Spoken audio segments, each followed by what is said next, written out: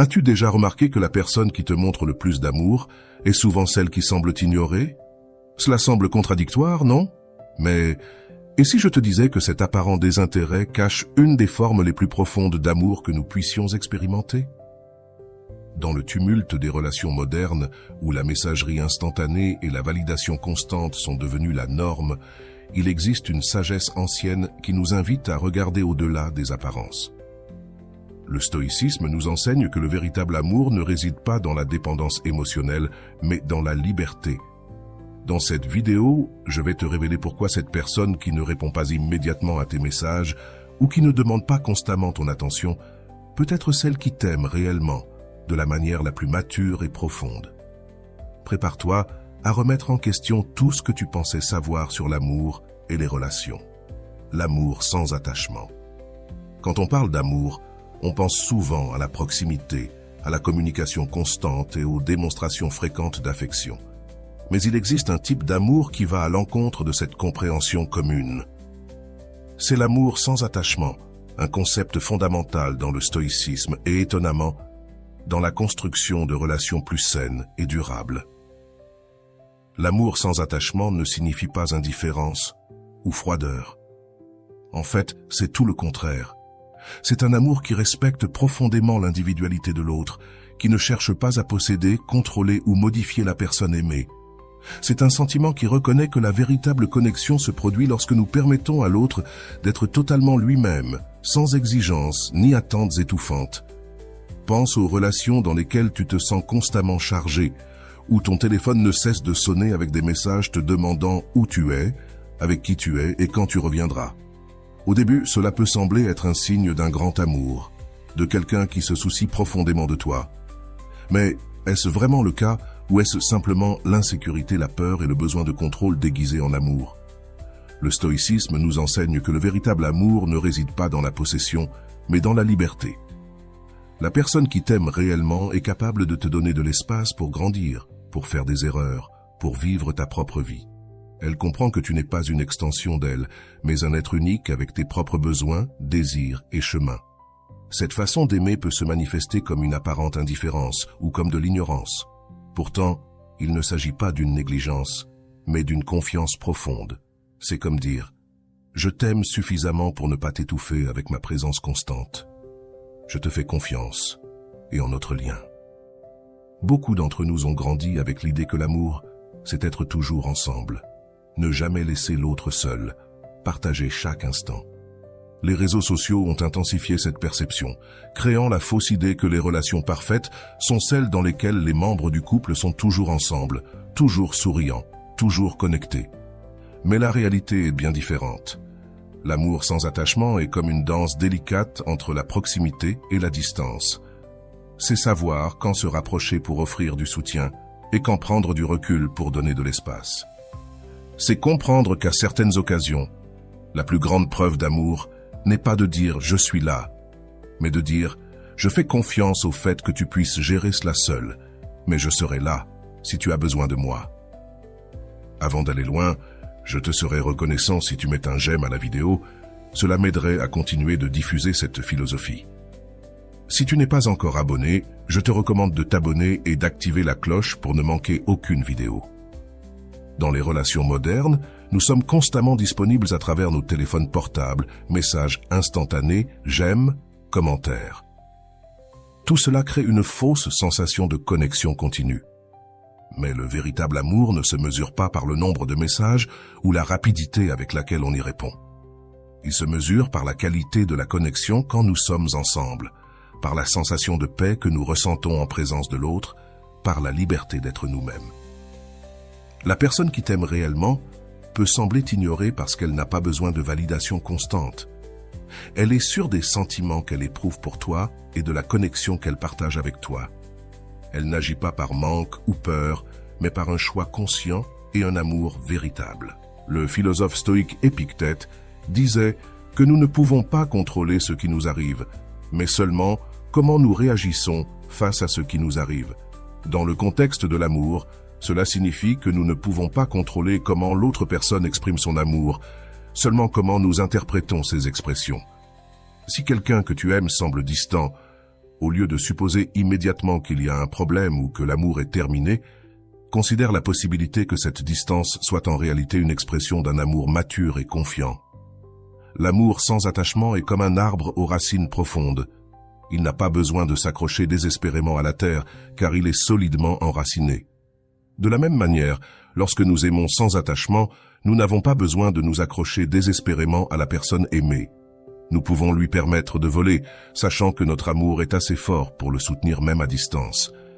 Si tu es arrivé jusqu'ici, écris « Je mérite l'amour » dans les commentaires. La prochaine fois que quelqu'un d'important dans ta vie semble t'ignorer, demande-toi « Est-ce de l'indifférence ou est-ce une forme profonde d'amour qui respecte ta liberté et ton individualité ?» La réponse pourrait te surprendre et transformer complètement ta manière de voir et de vivre l'amour. L'espace qui libère. As-tu déjà ressenti cette sensation d'étouffement dans une relation, comme si tu ne pouvais pas respirer, comme si tu n'avais pas de temps pour toi-même, comme si ta vie tournait uniquement autour de l'autre personne? Ce sentiment est plus courant que nous ne le pensons, et c'est précisément ici que le pouvoir libérateur de l'espace dans les relations entre en jeu. Quand quelqu'un te donne de l'espace, cela peut sembler qu'il t'ignore ou qu'il ne se soucie pas de toi. Nous pensons immédiatement, si elle m'aimait vraiment, elle serait là tout le temps. Mais le véritable amour ne consiste pas à être collés l'un à l'autre 24 heures sur 24. Pense aux plantes. Elles ont besoin d'espace pour grandir. Si tu plantes deux jeunes pousses trop près l'une de l'autre, l'une finira par étouffer l'autre. Avec nous, c'est pareil. L'espace dans une relation est comme l'air que nous respirons, essentiel, invisible, mais qui fait toute la différence. Quand ton partenaire ne réclame pas ton attention tout le temps, quand il ne te force pas à répondre aux messages immédiatement, quand il comprend que tu as ta propre vie, ce n'est pas un manque d'amour. Au contraire, c'est un amour tellement sûr qu'il n'a pas besoin de confirmation constante. Te souviens-tu de la dernière fois où tu as eu du temps pour toi-même, peut-être pour faire quelque chose que tu apprécies, rencontrer des amis ou simplement être seul avec tes pensées? Comment te sentais-tu ensuite? Probablement plus léger, renouvelé, avec plus d'énergie. Et quand tu t'es de nouveau rapproché de la personne que tu aimes, la connexion était-elle encore plus forte? C'est exactement ce que fait l'espace. Il ne sépare pas, il rapproche d'une manière plus authentique. Les stoïciens, il y a plus de 2000 ans, parlaient déjà de cela. Ils croyaient que la véritable liberté réside dans l'acceptation des choses telles qu'elles sont, sans tenter de tout contrôler. En amour, cela signifie accepter que la personne aimée n'est pas notre propriété. Elle a son propre voyage, ses propres défis, ses propres moments de croissance qui doivent se produire sans notre ingérence. Cette personne qui semble t'ignorer pourrait en réalité te donner le plus beau des cadeaux, l'opportunité d'être toi-même, de grandir à ton propre rythme, de découvrir ta force intérieure. C'est comme si elle disait « Je crois tellement en notre amour que je n'ai pas besoin de te surveiller ni de te contrôler. » C'est difficile à comprendre dans une époque où nous sommes toujours connectés, le téléphone portable à la main toute la journée, avec des notifications qui apparaissent à chaque minute, et la pression de répondre à temps. Nous voyons des couples sur les réseaux sociaux, toujours ensemble, toujours souriants, et nous pensons que c'est normal, idéal. Mais derrière ces photos parfaites, combien de relations sont en train de s'étouffer faute d'espace? Une personne m'a dit un jour qu'elle était terrifiée à l'idée que son petit ami sorte avec des amis. Elle envoyait des messages tout le temps, exigeant des photos pour prouver où il était, créer des disputes à partir de rien. Je l'ai fait parce que je l'aimais beaucoup, disait-il. Mais était-ce vraiment de l'amour ou était-ce de la peur, de l'insécurité, de la dépendance? Après beaucoup de travail personnel, il comprit que l'amour, c'est aussi savoir laisser partir, faire confiance, accorder de la liberté. Et tu sais ce qui s'est passé? Sa relation s'est améliorée de manière drastique. Il commença à revenir des réunions entre amis plus heureux, plus disposés à être avec elle, partageant les nouvelles avec enthousiasme. L'espace ne les éloigna pas, au contraire, il les rapprocha. Il y a une très belle phrase qui dit « Si tu aimes quelqu'un, laisse-le partir. S'il revient, il est à toi. S'il ne revient jamais, il ne l'a jamais été. » Cela peut sembler un cliché, mais cela contient une vérité profonde. Le véritable amour ne lie pas, il libère. Il ne diminue pas, il fait grandir. Il ne t'étouffe pas, il te donne de l'air pour respirer. L'espace nous donne aussi l'opportunité de ressentir le manque. Et le désir est un sentiment puissant qui ravive la flamme de l'amour. Lorsque nous sommes constamment avec quelqu'un, nous pouvons commencer à prendre cette personne pour acquise, à ne plus remarquer les petites choses qui nous ont fait tomber amoureux. L'espace nous permet de regarder de loin et de redécouvrir la valeur de ce que nous avons. C'est comme ce dicton. La distance est à l'amour ce que le vent est au feu. Il éteint ce qui est petit et alimente ce qui est grand. Un amour fragile, basé uniquement sur la dépendance et le besoin, peut ne pas survivre à l'espace. Mais un amour véritable et profond, basé sur le respect et l'admiration, ne fait que se renforcer. Ainsi, la prochaine fois que tu te sens ignoré par la personne que tu aimes, essaie de voir les choses différemment. Demande-toi, n'est-ce pas que cette personne fait confiance à notre amour au point de savoir qu'elle n'a pas besoin de confirmation constante? N'est-ce pas qu'elle me donne le précieux cadeau de l'espace pour que je puisse m'épanouir en tant qu'individu? Parce qu'à la fin de la journée, deux individus complets et indépendants construisent une relation bien plus forte que deux personnes incomplètes qui s'accrochent l'une à l'autre par peur de la solitude. L'espace qui semble nous éloigner est précisément ce qui nous libère pour aimer véritablement. Le silence qui renforce. Nous vivons dans un monde bruyant. Des notifications qui apparaissent à chaque minute, des conversations qui se déroulent dans plusieurs groupes à la fois, la pression d'être toujours disponible, toujours en train de répondre, toujours connecté. En plein milieu de ce bruit, le silence est devenu presque un péché. Lorsque quelqu'un tarde à répondre à un message, nous pensons immédiatement « tu m'ignores ». Mais et si ce silence était en réalité l'une des plus grandes preuves d'amour? Le silence dans les relations a un pouvoir que peu de gens comprennent. Je ne parle pas de ce silence froid utilisé comme punition après une dispute. Je parle du silence respectueux, de l'espace entre les mots, de la pause qui permet à chacun d'écouter ses propres pensées et sentiments. La personne qui t'aime comprend profondément qu'il n'est pas nécessaire de tout dire. Elle sait quand parler, mais aussi quand se taire. Elle comprend qu'il y a des voyages qu'il faut faire seul, qu'il y a des pensées qui mûrissent dans le silence, qu'il y a des douleurs que seul le temps peut guérir. Pense à une conversation difficile que tu as eue, peut-être sur un problème au travail, une décision complexe ou un moment de tristesse. Qui t'a le plus aidé? La personne qui parlait sans cesse, donnant 1000 conseils et solutions, ou celle qui était simplement là, à t'écouter, respectant ton processus, offrant le réconfort de comprendre le silence? Les stoïciens accordaient une grande valeur à la pratique du silence. Pour eux, trop parler était souvent un signe d'anxiété, de besoin de combler les vides, de peur d'affronter ce qui compte vraiment. Sénèque, l'un des grands philosophes stoïciens, disait « On ne confie un secret à un bavard, mais on confie tout à celui qui sait se taire. » Dans l'amour, le silence peut être une forme puissante de confiance. Lorsque quelqu'un ne t'appelle pas toutes les heures pour savoir où tu es, ne fouille pas dans ton téléphone, ne demande pas de détails sur chaque minute de ta journée, cette personne te dit, sans mots, « J'ai confiance en toi. Notre amour est assez fort pour exister même dans l'espace du silence. » Si tu es arrivé jusqu'ici, écris « Je mérite le véritable amour » dans les commentaires. Je me souviens d'un couple que j'ai accompagné une fois. Ils étaient ensemble depuis plus de 20 ans et avaient une relation enviable. Je leur ai demandé quel était leur secret, et le mari m'a répondu quelque chose que je n'ai jamais oublié. Nous avons appris à nous sentir à l'aise dans le silence de l'autre. La femme a ajouté « Tout n'a pas besoin d'être dit ou résolu immédiatement. Certaines conversations ont besoin de temps pour mûrir. » Et cela a beaucoup de sens. Lorsque nous donnons de l'espace au silence, nous respectons le rythme naturel des choses. Les graines ne deviennent pas des arbres du jour au lendemain.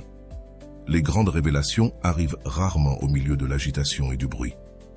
Les meilleures décisions viennent souvent après un moment de réflexion calme. Le silence nous permet aussi d'entendre mieux, non seulement l'autre, mais aussi nous-mêmes. Combien de fois sommes-nous perdus dans une relation, car nous ne pouvions plus distinguer nos propres désirs et besoins de ceux de l'autre personne. Le silence restaure cette connexion avec nous-mêmes et, paradoxalement, renforce notre connexion avec ceux que nous aimons. Une amie m'a dit que sa relation s'était beaucoup améliorée lorsqu'elle et son mari commencèrent à pratiquer le temps à part. Ce n'était rien de formel, juste des moments où ils étaient dans le même environnement, chacun faisant son activité sans avoir à parler tout le temps. Nous avons découvert une intimité plus profonde, m'a-t-elle dit. C'est comme si nous communiquions à un niveau au-delà des mots. Cela me rappelle une autre idée des stoïciens. Ils croyaient que les mots sont souvent limités et imprécis pour exprimer ce que nous ressentons vraiment. Parfois, le silence communique plus clairement que 1000 mots. Dans les relations modernes, cette sagesse semble avoir disparu. Nous pensons que l'amour, c'est être toujours en contact, toujours en train de parler, toujours en train de résoudre, toujours savoir exactement ce que l'autre fait. Les réseaux sociaux n'ont fait qu'aggraver cette situation, créant l'illusion que tout le monde est toujours disponible, toujours connecté, toujours avec quelque chose à dire. Mais pense aux personnes les plus sages que tu connais. Elles ne sont probablement pas celles qui parlent le plus, mais celles qui savent quand parler et quand se taire. Elles comprennent le pouvoir du silence, la valeur de la pause, le pouvoir des mots non dits. Alors, la prochaine fois que tu te sens ignoré par quelqu'un que tu aimes, considère cette possibilité. Peut-être que cette personne t'offre le précieux cadeau du silence, non par négligence ou indifférence, mais par un amour profond et respectueux qui comprend que tout n'est pas dit, qui fait confiance à la force de ce que vous avez construit, qui respecte ton espace et ton processus. Parce qu'à la fin, le silence n'est pas un vide. Il est rempli de réponses, de croissance, de possibilités. Et ceux qui t'aiment vraiment le savent. Ils savent qu'à certains moments, l'amour le plus vrai ne se trouve pas dans le bruit des mots, mais dans la force silencieuse de la présence qui respecte, qui fait confiance, qui attend. C'est dans ce silence que fleurissent les relations les plus profondes. Aimer, c'est aussi savoir se maîtriser. As-tu déjà rencontré quelqu'un qui semblait avoir un contrôle incroyable sur ses propres émotions? Cette personne qui ne s'énerve pas pour un rien, qui n'envoie pas 1000 messages quand tu ne réponds pas à temps, qui ne fait pas de scène quand quelque chose ne se passe pas comme prévu? Cette personne comprend probablement quelque chose que les anciens stoïciens savaient déjà.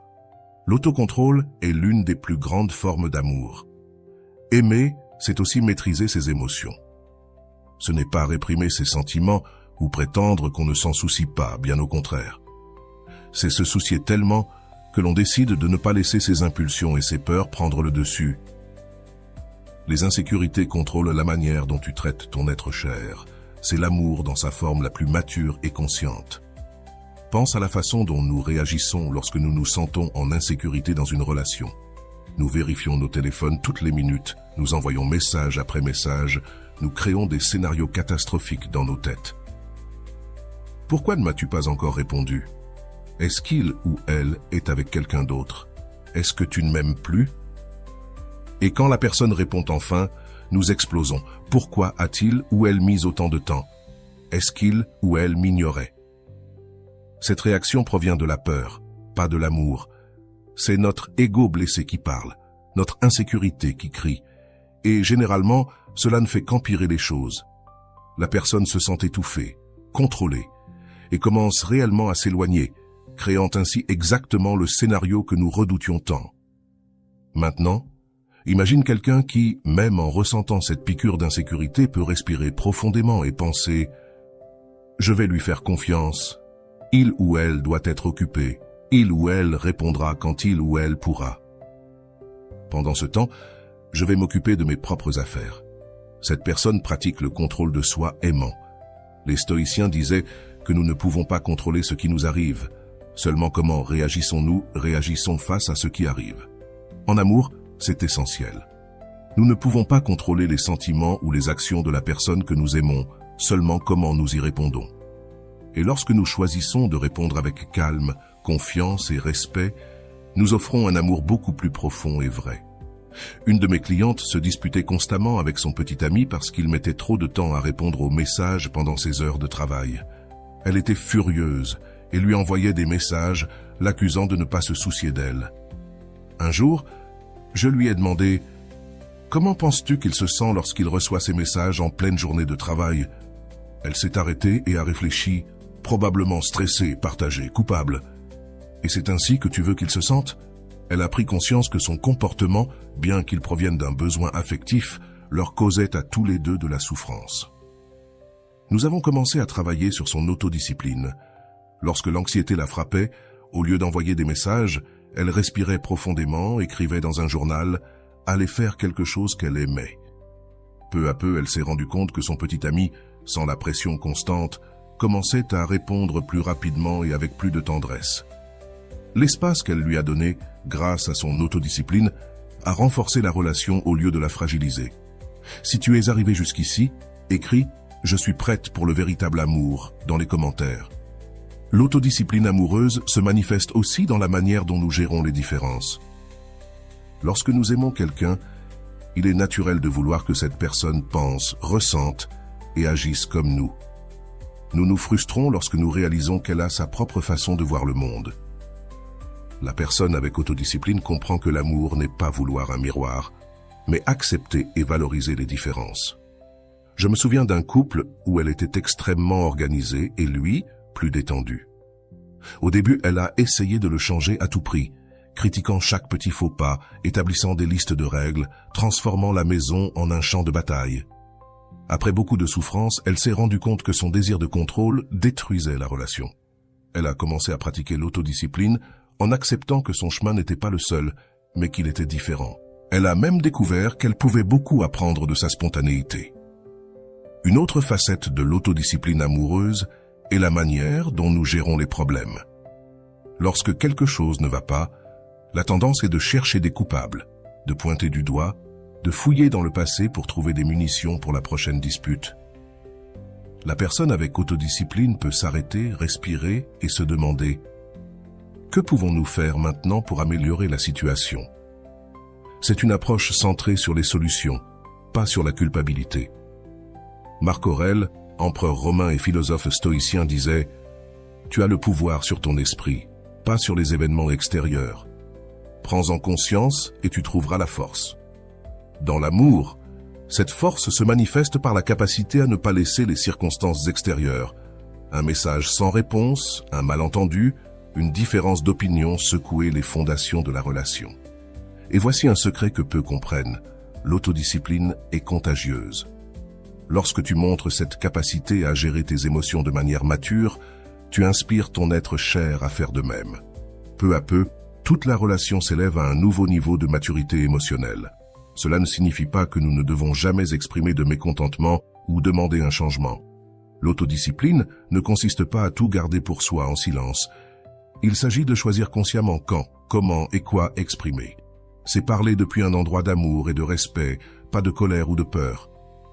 La personne qui pratique l'autodiscipline amoureuse peut sembler ignorée parce qu'elle ne réagit pas impulsivement. Elle réfléchit avant de parler, prend du temps avant d'agir, choisit ses batailles avec sagesse. Ce n'est ni de la froideur ni de l'indifférence, c'est une façon profondément consciente d'aimer. Dans le monde accéléré dans lequel nous vivons, avec tant de stimuli et de distractions, l'autodiscipline devient encore plus précieuse. Il est facile de se laisser emporter par le flot des émotions, difficile de garder les pieds sur terre, le cœur ouvert et l'esprit clair. Mais c'est exactement ce que l'amour véritable nous demande. Par conséquent, si quelqu'un d'important dans ta vie semble parfois distant ou retiré, considère qu'il ou elle te propose peut-être la forme la plus élevée de l'amour, celle qui provient de l'autodiscipline, de la conscience, de la décision délibérée d'aimer de manière mature et respectueuse. Parce qu'au final, l'amour le plus profond n'est pas celui qui crie le plus fort, mais celui qui reste fort et constant, même dans les silences. Lorsqu'on parle de limites dans les relations, beaucoup de gens haussent le nez. Si tu aimes vraiment, tu n'as pas besoin de limites, disent-ils. Mais est-ce vraiment le cas?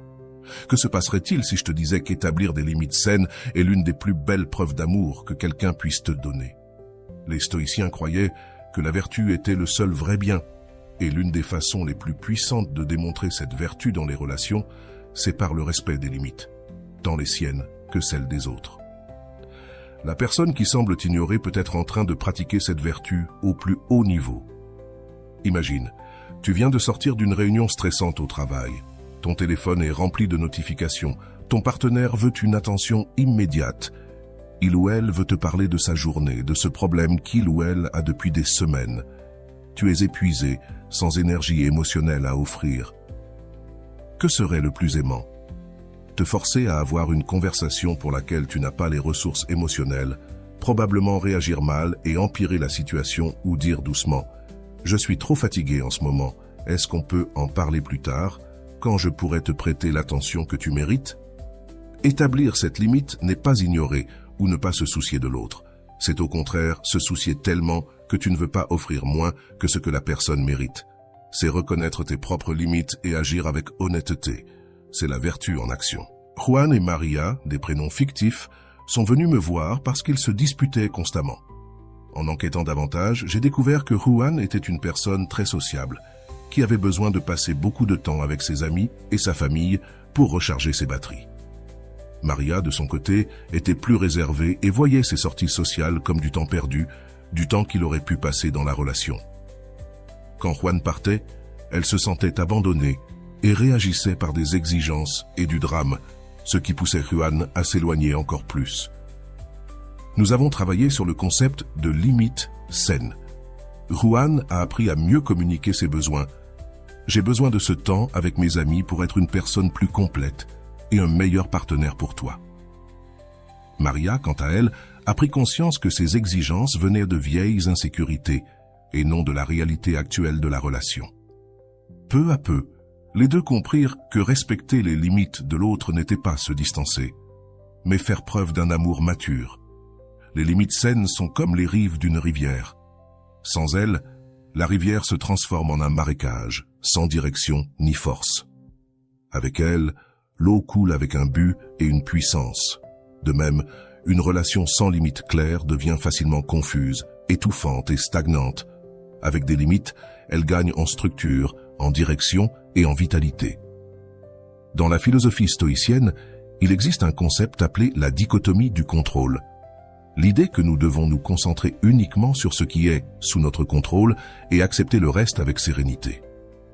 Dans les relations, cela signifie comprendre que nous ne pouvons pas contrôler les actions, les sentiments ou les besoins de l'autre personne, mais seulement comment nous y répondons. Lorsque quelqu'un t'ignore parce qu'il ou elle établit une limite saine, il ou elle pratique cette sagesse stoïcienne. C'est-à-dire, je ne peux pas contrôler tes sentiments à ce sujet, mais je peux être honnête à propos de mes besoins. Et cela, aussi contradictoire que cela puisse paraître, est profondément respectueux et amoureux. Les limites sont également essentielles pour maintenir l'individualité au sein de la relation. Beaucoup de couples tombent dans le piège de devenir une seule entité, perdant leurs identités séparées. Ils commencent à penser de la même manière, à aimer les mêmes choses, à avoir les mêmes opinions. Cela peut paraître romantique au début, mais cela devient vite étouffant. La personne qui établit des limites claires ne se protège pas seulement elle-même, mais aussi la relation elle-même. C'est-à-dire, je veux continuer à être moi-même pour pouvoir t'aimer comme une personne entière, et non comme une extension de toi. C'est un cadeau précieux que peu de gens comprennent. Une cliente m'a dit que sa relation précédente avait été parfaite. Elle et son petit ami faisaient tout ensemble, pensaient de la même manière, n'étaient jamais en désaccord. Lorsque ça a fini, soudainement, elle était dévastée et confuse. Avec le temps, elle a réalisé que cette perfection était en réalité une façade. Ils avaient réprimé leurs véritables besoins et désirs pour maintenir la paix, jusqu'à ce que cela ne soit plus possible. Dans sa nouvelle relation, elle a appris à valoriser les différences et à respecter les limites, tant les siennes que celles de son partenaire. C'est moins parfait, mais bien plus réel et profond. Elle m'a dit qu'une autre forme de vertu dans les limites était de savoir quand ne pas intervenir. La personne qui t'aime profondément sait quand faire un pas en arrière et te laisser faire face à tes propres défis, non pas par manque d'attention, mais parce qu'elle comprend que certaines leçons doivent être apprises seules. Certains voyages sont individuels. Imagine un père regardant son enfant apprendre à faire du vélo. Il serait plus facile et plus sûr de ne jamais lâcher le vélo pour garder un contrôle total, mais le véritable amour paternel réside précisément dans le fait de lâcher prise, de donner de l'espace pour que l'enfant tombe, se relève et découvre sa propre force. Dans les relations adultes, le principe est le même. Les limites nous aident aussi à maintenir le respect mutuel. Lorsque nous permettons à quelqu'un de dépasser nos limites de manière répétée, nous commençons inconsciemment à perdre le respect pour cette personne. Et lorsque nous perdons le respect, l'amour ne reste pas derrière. La personne qui établit et maintient des limites claires cultive en réalité le terrain où le respect et l'amour peuvent continuer à croître.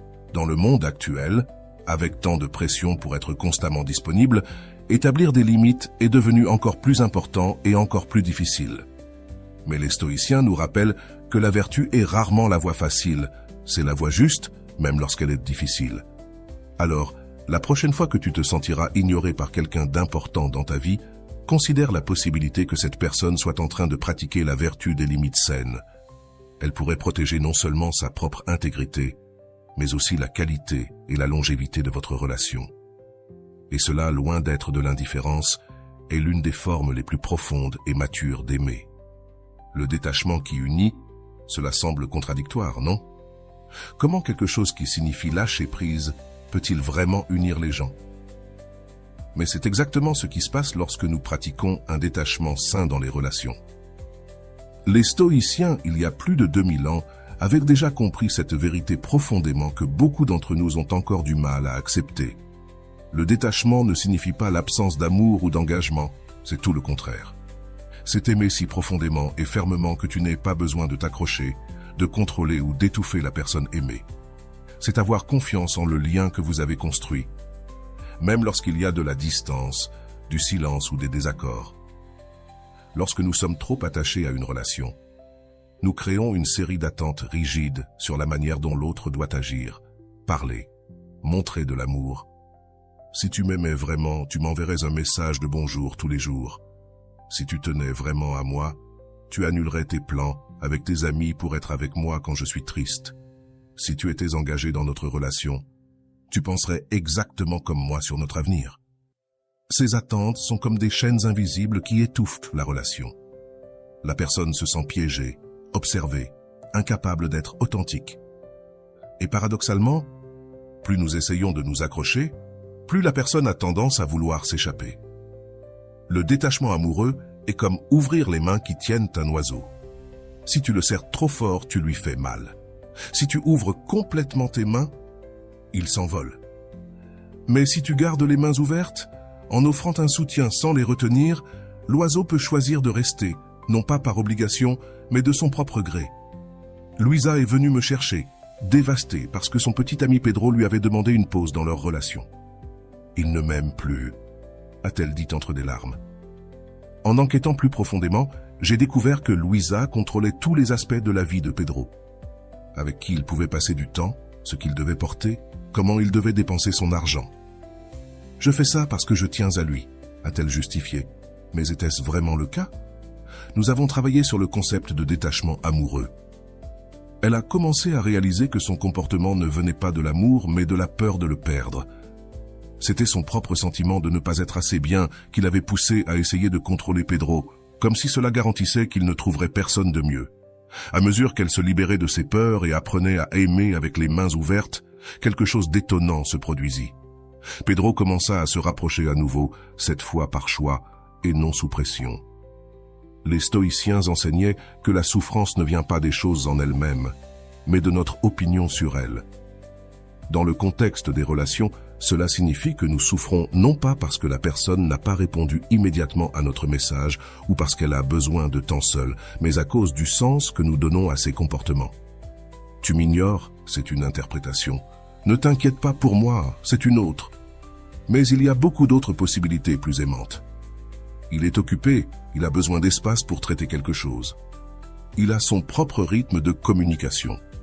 Le détachement nous apprend à ne pas nous accrocher à ces interprétations négatives. Il nous permet de voir la situation de manière plus claire et compatissante. C'est comme si nous nous débarrassions d'un poids, non seulement pour nous-mêmes, mais aussi pour notre bien-aimé, le poids des attentes étouffantes. Une manière pratique de cultiver le détachement amoureux est à travers ce que les stoïciens appelaient la contemplation de la séparation. En te rappelant régulièrement qu'il est nécessaire de donner de l'espace pour que chacun puisse grandir de manière autonome. Rien dans cette vie n'est permanent ni garanti. Cela peut sembler pessimiste, mais c'est incroyablement libérateur lorsque nous embrassons l'impermanence. Chaque moment passé avec notre être cher devient un cadeau précieux et non un droit acquis. Carlos m'a raconté que son mariage s'est transformé complètement après qu'il ait failli perdre sa femme dans un accident. Avant, nous nous disputions pour n'importe quelle petite chose, le couvercle des toilettes, la façon de charger la machine à laver. Après l'accident, nous avons réalisé à quel point tout cela était insignifiant et futile. Aujourd'hui, nous profitons de chaque jour passé ensemble comme d'un cadeau inattendu. C'est là la sagesse du détachement. Ne pas moins apprécier, mais apprécier plus profondément, précisément parce que l'on sait que rien n'est garanti. Le détachement nous aide aussi à aimer la personne réelle et non notre version idéalisée d'elle. Quand nous sommes trop attachés, nous aimons souvent l'image que nous avons créée de la personne et non l'être humain complexe et imparfait qui est devant nous. Nous sommes déçus lorsque la réalité ne correspond pas à notre fantasme. Le détachement nous permet de voir et d'accepter l'autre tel qu'il est réellement, avec toutes ses nuances et ses contradictions. Un client m'a dit un jour qu'il s'était rendu compte qu'il n'aimait pas son mari, mais la version de lui qu'il avait créée dans sa tête, l'homme qu'il pensait qu'il devrait être. Quand il a commencé à le voir véritablement, avec ses défauts et ses qualités réelles, leur amour s'est approfondi d'une manière qu'il n'avait jamais imaginé possible. Certaines personnes confondent le détachement avec la froideur ou l'indifférence. Si tu te souciais vraiment de quelqu'un, tu serais effrayé de ne pas recevoir de réponse à tes messages. Mais le véritable détachement provient d'un endroit de force et de sécurité, et non d'indifférence. C'est avoir confiance en le lien que tu as construit, au point que les petites perturbations ne le secouent pas. Les relations les plus fortes que j'ai vues sont celles où les deux membres du couple pratiquent le détachement aimant. Ils se donnent de l'espace l'un à l'autre pour grandir, changer, explorer de nouveaux intérêts. Ils ne se sentent pas menacés par les différences ou l'indépendance de l'autre. Au contraire, ils célèbrent l'individualité de l'autre et trouvent de la joie dans la manière dont leur vie séparée s'entrelace par choix, non par nécessité ou obligation. Ainsi, si quelqu'un que tu aimes semble t'ignorer, considère la possibilité qu'il ou elle pratique le détachement aimant, non parce qu'il ou elle t'aime moins, mais parce qu'il ou elle t'aime d'une manière plus mature et plus profonde. Parce qu'il ou elle a confiance en ce que vous avez construit et sait que le véritable amour n'a pas besoin de preuves constantes ni de contacts ininterrompus. Comme l'a dit le philosophe stoïcien Épictète, celui qui aime ce qui lui appartient comme si cela n'était que prêté, c'est lui seul qui aime vraiment. Le détachement nous enseigne à aimer non pas comme quelqu'un qui possède, mais comme quelqu'un qui apprécie librement, pleinement, sans chaînes invisibles. Et ironiquement, c'est cet amour libre qui unit les gens de manière plus profonde. La présence en absence. As-tu remarqué parfois comment nous ressentons la présence de quelqu'un avec plus de précision quand cette personne n'est pas physiquement présente avec nous? Comment l'absence peut paradoxalement renforcer la présence? Ce phénomène étrange nous révèle quelque chose de profond sur l'amour véritable. Il transcende l'espace et le temps, créant une présence qui persiste même en l'absence physique. Les stoïciens comprenaient que notre esprit a le pouvoir de rapprocher ce qui est éloigné. Lorsque nous aimons véritablement quelqu'un, cette personne n'est jamais complètement absente de nous. Tes valeurs, tes paroles, ta manière de voir le monde, tout cela reste vivant en nous, guidant nos choix, influençant nos pensées, réchauffant nos cœurs. Pense à quelqu'un que tu aimes profondément. Maintenant, imagine que cette personne est loin de toi. Même sans contact direct, tu peux presque entendre ce qu'elle dirait dans certaines situations. Tu sens la connexion entre vous. Tu peux porter cette personne en toi. C'est cela la présence en l'absence, une des formes d'amour les plus puissantes et durables. La personne qui semble t'ignorer peut t'offrir l'opportunité de vivre cette dimension plus profonde de l'amour, celle qui va au-delà des messages constants, des appels quotidiens et de la présence physique ininterrompue. L'amour qui reste fort même lorsqu'il y a de la distance, même lorsqu'il y a du silence. Une personne m'a dit que sa relation à distance, qui semblait au départ un défi insurmontable, avait fini par renforcer son amour de manière qu'elle n'avait jamais imaginée. Lorsque nous étions toujours ensemble, nous nous habituions l'un à l'autre. Parfois, nous passions des heures dans la même pièce sans vraiment nous connecter. Avec la distance, Chaque conversation est devenue précieuse, chaque rencontre une célébration. Elle a appris à ressentir la présence de son partenaire, même quand il était à des milliers de kilomètres de distance. Cette présence en l'absence nous permet aussi de valoriser davantage la personne que nous aimons. Lorsque quelqu'un est constamment disponible, il est facile de prendre cette personne pour acquise, sans remarquer les petites choses qui la rendent spéciale. L'absence aiguise nos sens, nous fait remarquer des détails qui nous échappaient auparavant. La manière dont la personne sourit, le son particulier de son rire, la façon unique dont elle prononce certains mots. Marc Aurèle, empereur romain et philosophe stoïcien, a écrit dans ses journaux comment il gardait vivantes en lui les enseignements et les valeurs des personnes qu'il admirait, même après qu'elles soient parties. Cette capacité à maintenir présente ce qui est absent est l'une des plus grandes forces de l'esprit humain et l'une des expressions les plus profondes de l'amour. La présence en l'absence nous permet également de grandir individuellement sans perdre la connexion. Lorsque nous sommes constamment ensemble, il peut être difficile de trouver de l'espace pour notre développement personnel. L'absence crée cet espace, permettant à chacun de grandir comme individu tout en maintenant vivant le lien qui vous unit. Pedro et Anna avaient une relation que beaucoup considéraient comme idéale. Ils étaient toujours ensemble, partageaient toutes leurs passions et étaient rarement en désaccord. Mais lorsque Pedro dut passer 6 mois dans un autre pays pour des raisons professionnelles, tous deux paniquèrent. « Comment allons-nous survivre ?»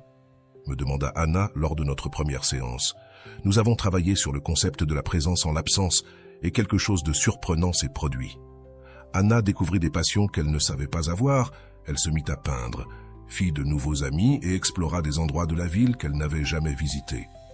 Pedro, de son côté, approfondit ses études de philosophie, quelque chose qu'il avait toujours voulu faire. Lorsqu'ils se retrouvèrent enfin, ils n'étaient plus exactement les mêmes personnes. Ils étaient devenus des versions plus riches et complètes d'eux-mêmes, et l'amour entre eux, loin de diminuer, s'était approfondi.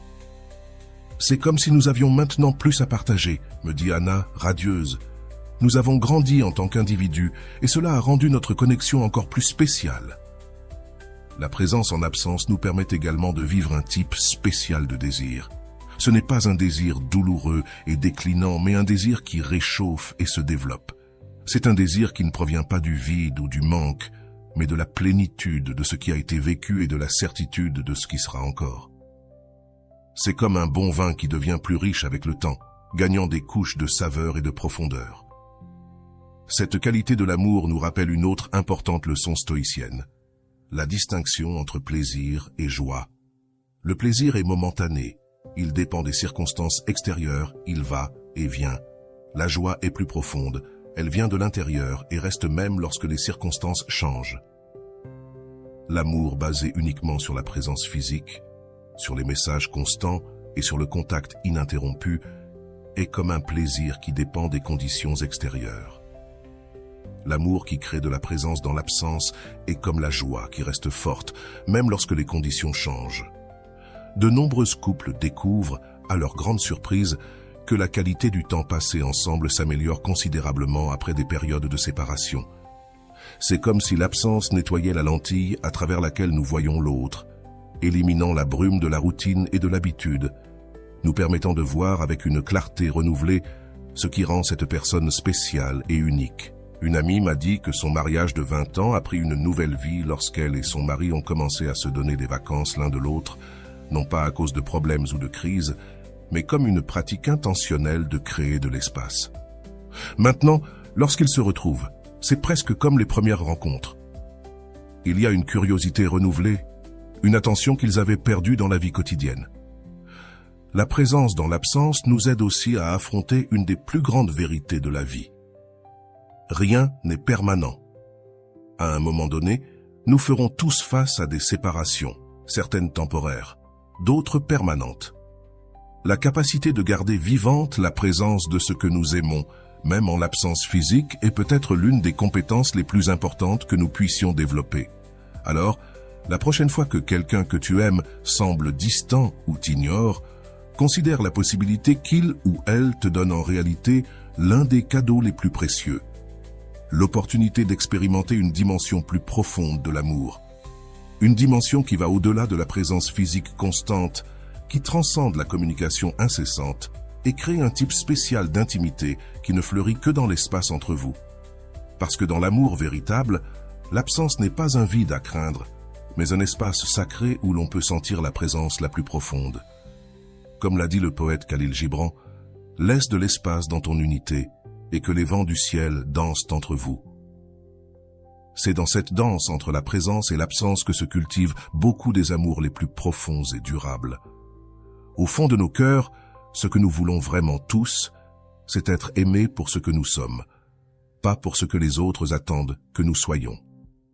Nous voulons avoir la liberté d'être authentiques, de changer, de grandir et de continuer à être acceptés et aimés. Et peut-être que c'est l'expression la plus profonde de l'amour, celle qui libère plutôt que celle qui enchaîne. Les stoïciens croyaient que la liberté intérieure était le plus grand trésor que l'on puisse posséder. Pour eux, être véritablement libre signifiait vivre selon sa propre nature, sans être esclave des désirs externes ou des opinions des autres. Dans le contexte des relations, cette sagesse prend un sens particulier. Le véritable amour est celui qui nous libère pour être ce que nous sommes vraiment. Pense à combien de relations fonctionnent avec des règles tacites, des attentes rigides, des rôles prédéfinis. Un bon partenaire doit agir de telle manière, un bon partenaire ne ferait jamais cela.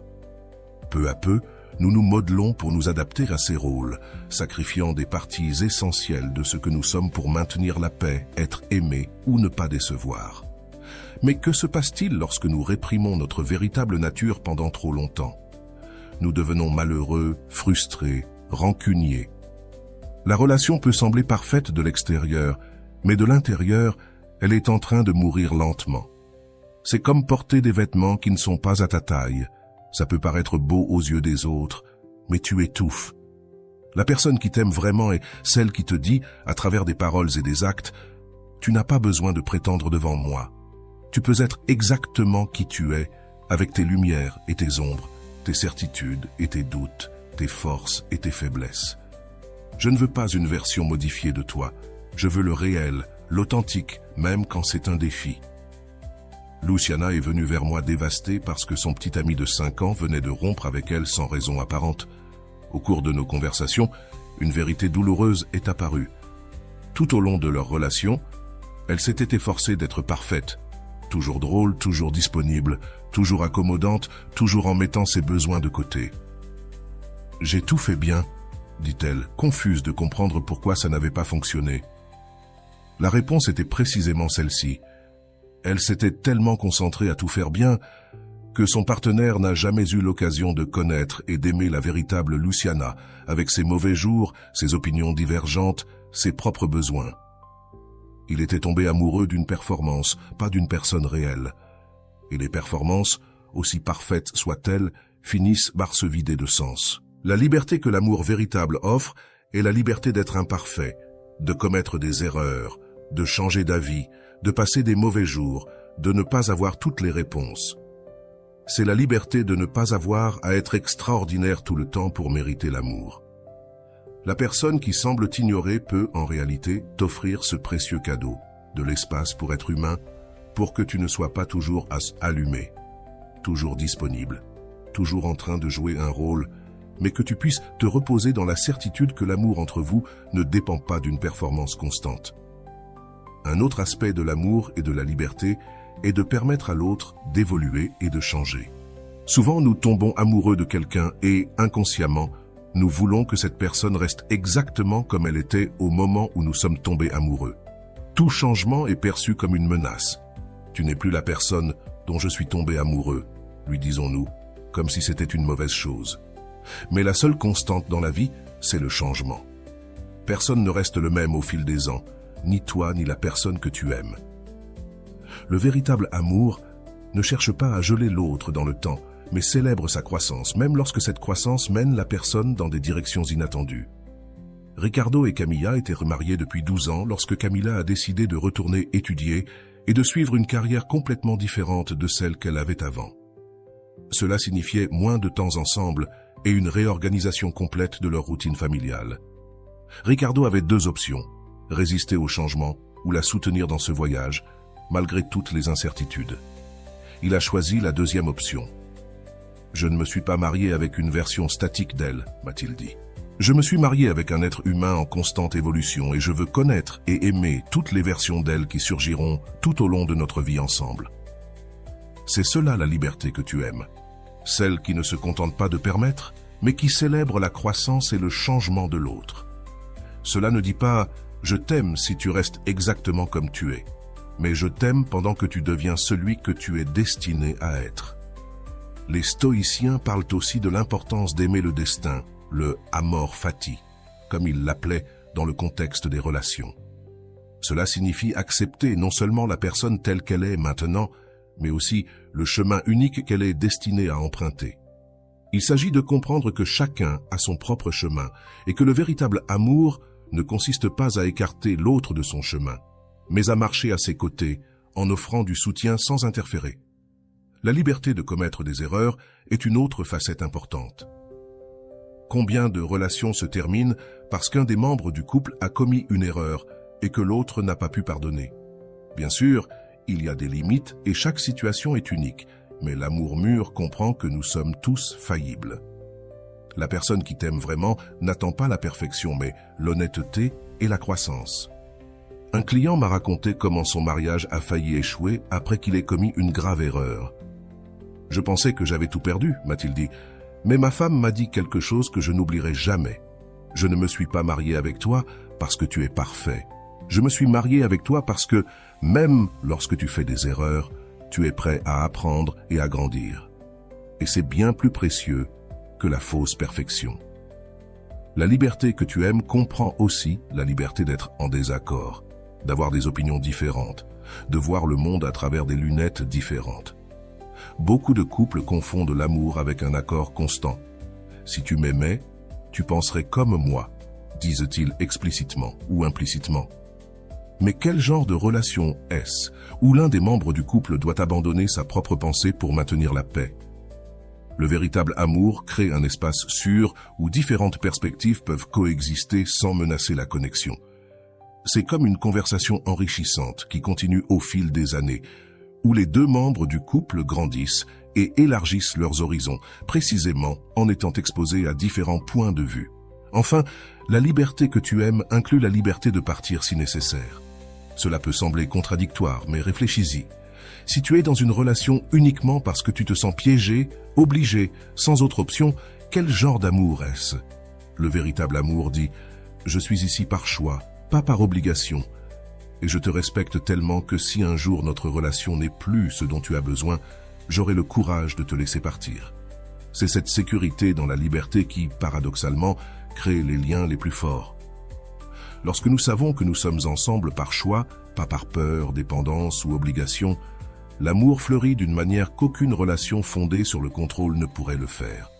Donc, la prochaine fois que tu te sens ignoré par quelqu'un que tu aimes, considère la possibilité que, en réalité, cette personne te fasse le plus beau cadeau qui soit.